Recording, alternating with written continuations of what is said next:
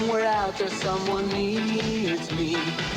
I don't know how or where, but believe me, I'll walk the universe to find her, for better or for worse beside her, for the honor of love, by the power above. I have the power, I have the power. A stranger walked into my world, and when he talked I really heard. He spoke of things like love and peace, the joy it brings will never cease, for the honor of love, by the power above. I have the power, I have the power. The truth of love will always guide us, the strength above will be inside us, forevermore we'll be together, our hearts will soar one to the other, for the honor of love, by the power above. We have the power, we have the power, so can you.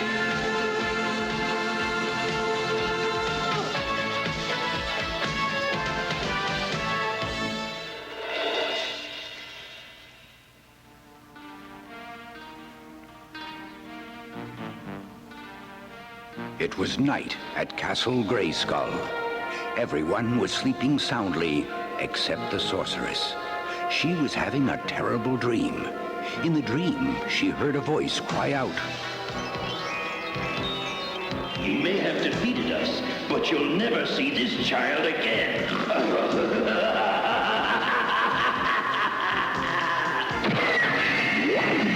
Waking from her dream, she shouted out a mysterious name.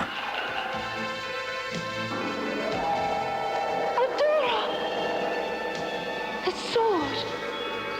Before the sorceress's eyes, hovering in midair, was a glowing sword that looked exactly like He-Man's sword of power, except for a shining jewel in the handle.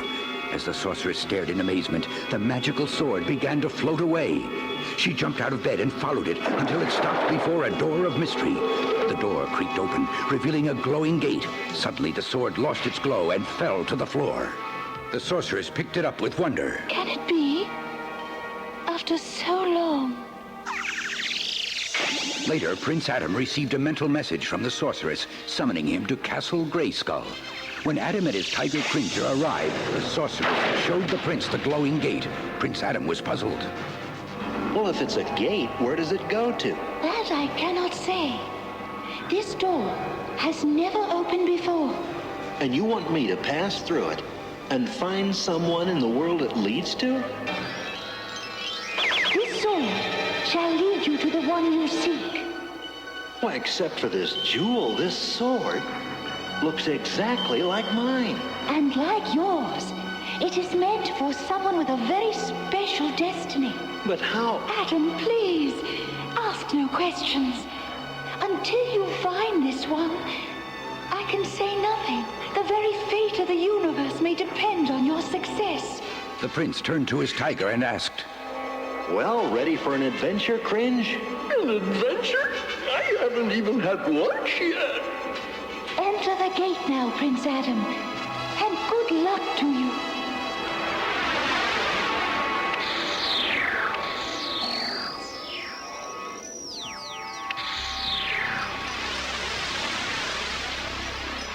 After walking through the glowing gate, Adam and Cringer found themselves in the world of Etheria.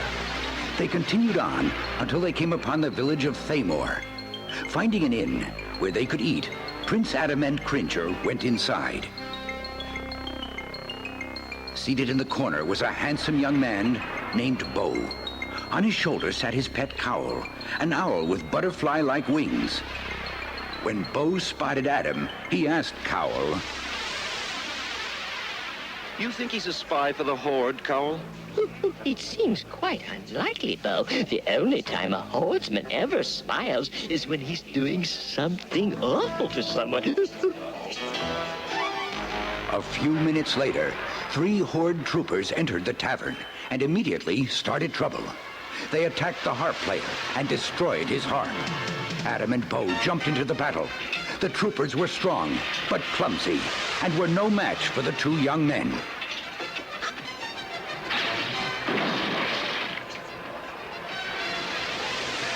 After the fight was over, Adam and Bo shook hands and introduced themselves.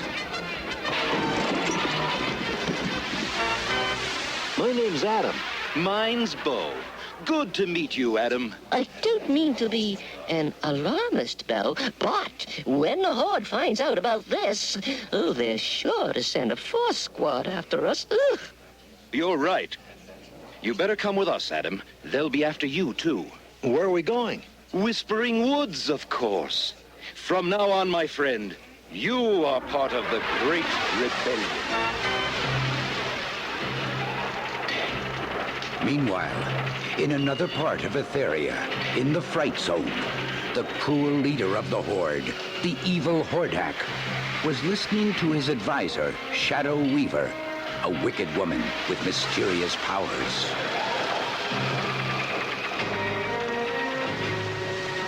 Well, my dark magics have told me that a stranger from another world has come to Etheria.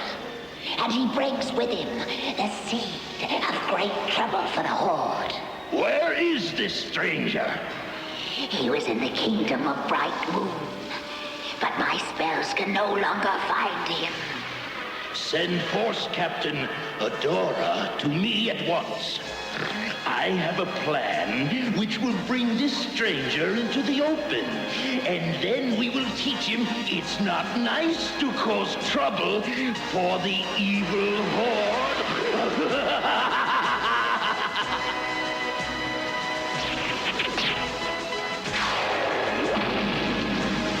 While Hordak was making his evil plans, Adam and Bo arrived at the rebel camp in Whispering Woods. There, Bo introduced Adam to the rebel leader, a young woman named Glimmer. Glimmer, this is Adam. Pleased to meet you. Adam helped me teach some Horde troopers a lesson in Thamor. Glimmer's mother, Queen Angela, had been captured by the Horde, and Glimmer lived for the day when the rebels would defeat them and set her mother free. Just then, a witch and her broom crash-landed in Whispering Woods.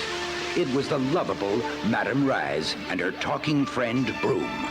Glimmer ran to help her. Madam Raz, are you all right? Oh, dearie my, yes. But there was something important I had to tell you. Now, what was that again? The village of Thamor, the Horde. That's it! The Horde has placed the entire village of Thamor under arrest. When they heard the news, Adam and Bo realized it was their fight with the Horde troopers that caused the problems for the people of the village. Together, they vowed to help. Gathering Glimmer's band of rebels, they returned to Thamor, where they saw a terrible sight. Glimmer cried out, It's a Horde slave transport. They're loading the villagers into it. The rebels had to stop the Horde villains. Even though they were greatly outnumbered by the Horde troopers, Glimmer's troops fought bravely. Just when it seemed that the rebels would be defeated, Prince Adam transformed himself and Cringer into He-Man and Battle Cat.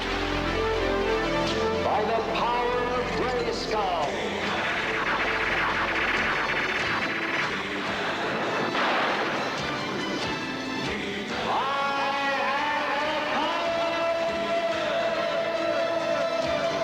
Soon, the battle narrowed down to just 2 fighters, He-Man and Force Captain Adora.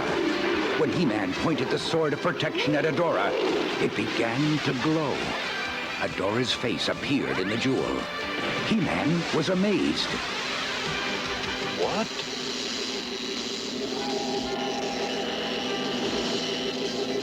Why, You're the one I came to find.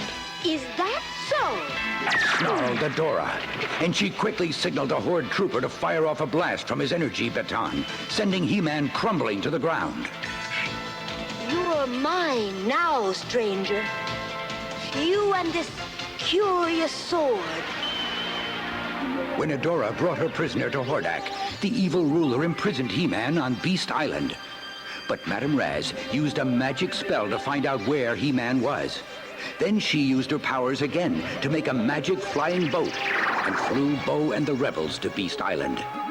But before the rebels could attack, the evil Hordak struck again.